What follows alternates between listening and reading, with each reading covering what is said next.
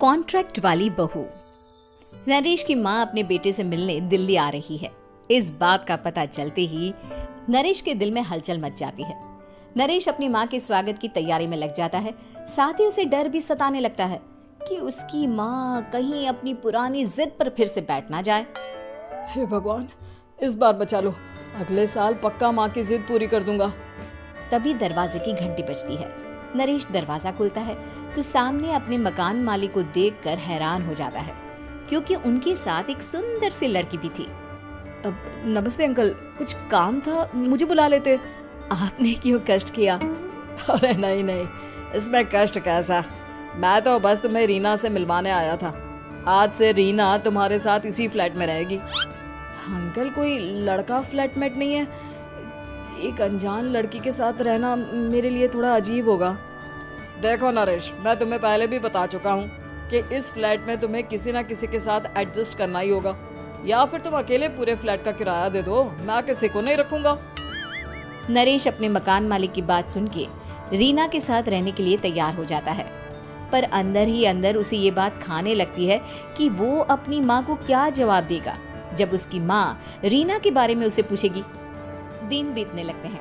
नरेश और रीना अच्छे दोस्त भी बन जाते हैं, पर अभी भी नरेश अपनी प्रॉब्लम का सलूशन नहीं ढूंढ पाता। एक दिन नरेश बहुत परेशान सा बैठा होता है। तभी रीना उसे पूछती है, क्या हुआ नरेश, तुम काफी परेशान लग रहे हो, सब ठीक तो है ना? हाँ सब ठीक है, बस एक छोटी सी प्रॉब्लम है। वो एक्चुअली 2 दिन बाद मेरी माँ मुझसे मिलने आ रही है। अरे तो इसमें प्रॉब्लम क्या है, ये तो खुशी की बात है। हाँ रीना, बट मेरी माँ एक जिद लेकर बैठ गई है कि मैं शादी कर लूँ, पर मैं अभी इस चीज़ के लिए तैयार नहीं हूँ। ऊपर से जब वो तुम्हें देखेगी तो 100 सवाल करेगी, क्या जवाब दूंगा? अरे इसमें कोई टेंशन वाली बात नहीं है, मेरे पास ना इस प्रॉब्लम का सलूशन है, जिससे ना तुम्हें शादी करनी पड़ेगी और ना ही तुम्हारी माँ मेरे बारे में कुछ पूछेंगी। रीना की बात सुनकर नरेश सोच में डूब जाता है। वो सोचता है कि रीना खुले ख्यालों वाली लड़की है, कहीं माँ को सच बता ना दे।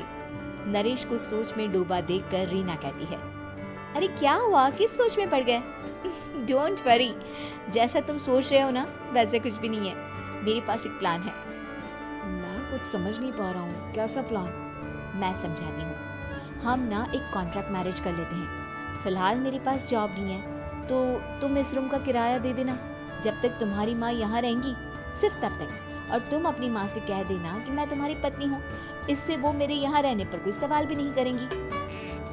बात तुम्हारी ठीक है, पर माँ से झूठ बोलना, ना ना बाबा, मैं ये रिस्क नहीं ले सकता। कोई और आइडिया दो ना तुम। देखो मंजूर हो तो बोलो, वरना सच बता दो, मुझे कोई प्रॉब्लम नहीं है। रीना की बात सुनकर नरेश सोच में डूब जाता है। बहुत सोचने के बाद जब उसे कोई रास्ता नहीं मिलता तो वो रीना के बताए हुए रास्ते पर चलने के लिए तैयार हो जाता है। वो रीना से बात करता है और अपनी माँ की पसंद और नापसंद के बारे में बताता है।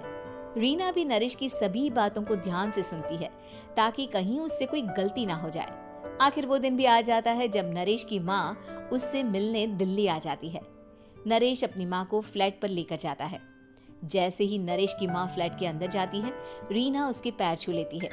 ये देखकर नरेश की माँ थोड़ी घबरा जाती है और नरेश से पूछती है, अरे बेटा नरेश, ये कौन है?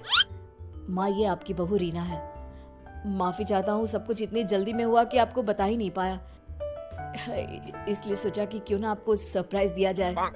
अरे बेटा, मैं तो बस तेरा घर बसा हुआ देखना चाहती थी। हाँ, बहुत अरमान थे अपनी इकलौते बेटी की शादी को लेकर, लेकिन कोई बात नहीं, शायद किस्मत को यही मंजूर होगा। ये कहते ही नरेश की माँ रीना को गले लगा लेती है। रीना बेटिया, मेरा बेटा ना थोड़ा नादान है, पर तुम काफी समझदार लगती हो, और मैं जानती हूँ कि तुम इसका बहुत अच्छे से ध्यान रखोगी। माँ आप चिंता मत कीजिए, मैं सब संभाल लूंगी। नरेश की माँ अपने बहू और बेटे के साथ खुशी खुशी रहने लगती है। दिन बीतने लगते हैं। नरेश की माँ और रीना का रिश्ता बहुत मजबूत होता चला जाता है। वो दोनों सारा दिन एक साथ रहती और खूब बातें करती। इधर साथ रहते रहते नरेश और रीना भी एक दूसरे से प्यार करने लगते हैं। दोनों को इस बात का एहसास हो जाता है, फिर भी वो इस बात को छुपा कर ही रखते हैं। एक दिन नरेश की माँ और रीना शादी के बारे में बात करने लगते हैं। रीना बिटिया, ये तो नरेश ने मुझे बिना बताए शादी कर ली, वरना मैं तो अपनी इकलौती बेटी की शादी इतनी धूमधाम से करती कि सारी दुनिया देखती रह जाती। अच्छा माँ, आप ऐसा भी क्या करती नरेश और मेरी शादी में जो दुनिया देखती रह जाती? अरे बिटिया, एक माँ के अरमान तुम अभी नहीं समझोगी। मैं तो अपनी बहू को एक रानी की तरह लेकर आती और शादी भी बिल्कुल शाही अंदाज में करती, पर मेरे तो सारे अरमान ऐसे ही रह गए। खैर, मुझे तो अपने बेटे और बहू की खुशी चाहिए बस। ये कहते हुए नरेश की माँ की आंखों में आंसू आ जाते हैं। रीना भी ये सुनकर ख्यालों में खो जाती है, क्योंकि वो भी मन ही मन खुद को नरेश की पत्नी और उसकी माँ की बहू मानने लगी थी। शाम को जब नरेश ऑफिस से घर आता है तो रीना खुद को रोक नहीं पाती और नरेश के सामने उसकी माँ को अपने और नरेश के रिश्ते का सारा सच बता देती है। रीना की बात सुनकर नरेश की माँ दोनों से बहुत नाराज हो जाती है और घर वापस जाने की बात करने लगती है। तुम दोनों ने मुझसे सच छुपाकर बहुत ठेस पहुंचाई है मुझे। अब तुम लोगों के साथ नहीं रहना चाहती मैं, कल ही वापस चली जाऊंगी अपने घर। माँ, मुझे माफ कर दो, ये सब मैंने रीना के कहने पर ही किया है, वरना मैं भी आपको कभी ठेस पहुंचाने के बारे में सोच भी नहीं सकता। हाँ माँ, हमने ये सिर्फ आपका दिल रखने के लिए किया, प्लीज हम दोनों को माफ कर दीजिए। तुम दोनों ने मेरे अरमानों के साथ खिलवाड़ किया है, और वैसे भी मुझे अपने बेटे के लिए एक अच्छी लड़की ढूंढनी है, इसलिए मेरा यहाँ से जाना ही बेहतर होगा। माँ की ये बात सुनकर रीना खुद को रोक नहीं पाती। माँ, क्या मैं आपके घर की बहू बनने लायक नहीं हूँ?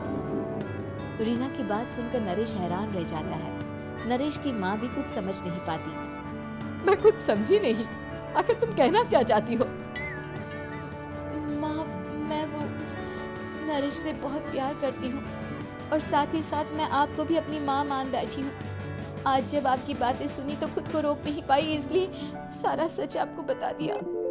रीना की बात सुनकर नरेश की माँ की आंखों में आंसू आ जाते हैं और वो अपने बेटे नरेश और रीना को गले लगा लेती है। मेरे घर की बहू तो सिर्फ रीना बिटिया ही बनेगी।